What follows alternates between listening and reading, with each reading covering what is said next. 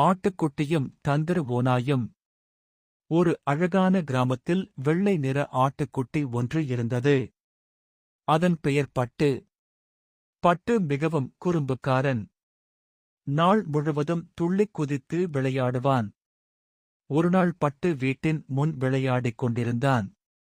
அப்போது அவன் அம்மா ஆடு, பட்டு, நான் புல் எடுத்து வரப்போகிறேன். நான் வரும் வரை வீட்டை விட்டு வெளியே வரக்கூடாது. சரியா என்றது. சரி அம்மா என்று பட்டு தலையாட்டினான்.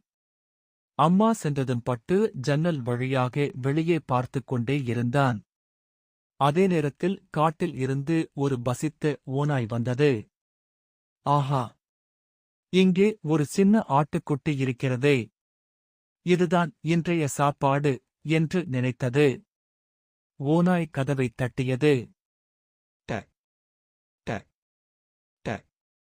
பட்டு, கதவைத் திற, நான்தான் உன் அம்மா என்று சொன்னது.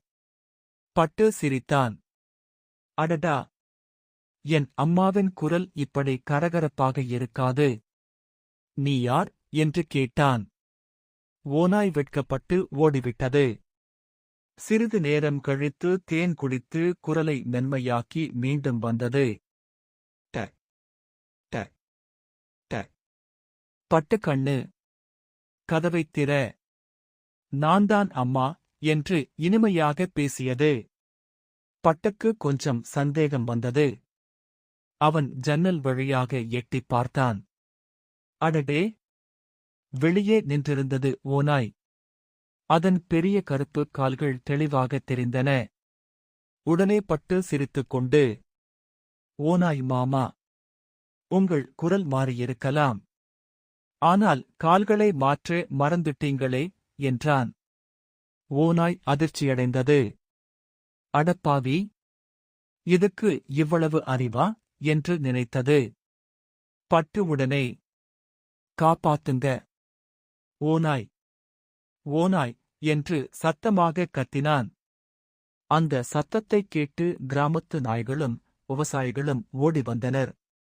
ஓநாய் பயந்து காட்டுக்குள் ஓடிவிட்டது. சிறிது நேரத்தில் அம்மா ஆடு வீட்டிற்கு வந்தது. நடந்ததை எல்லாம் கேட்ட அம்மா பட்டுவை கட்டிப் பிடித்து, பட்டு, நீ ரொம்ப புத்திசாலி என்றது. பட்டு சிரித்துக்கொண்டு, அம்மா, நீ சொன்னதை நான் மறக்கலையே என்றான். அம்மாவும் மகிழ்ச்சியாக சிரித்தது. நீதி, பெரிய பலத்தை விட சரியான நேரத்தில் பயன்படுத்தும் அறிவே வெற்றி தரும். குழந்தைகளுக்கான வரி. புத்திசாலி குழந்தைகளை யாராலும் ஏமாற்ற முடியாது.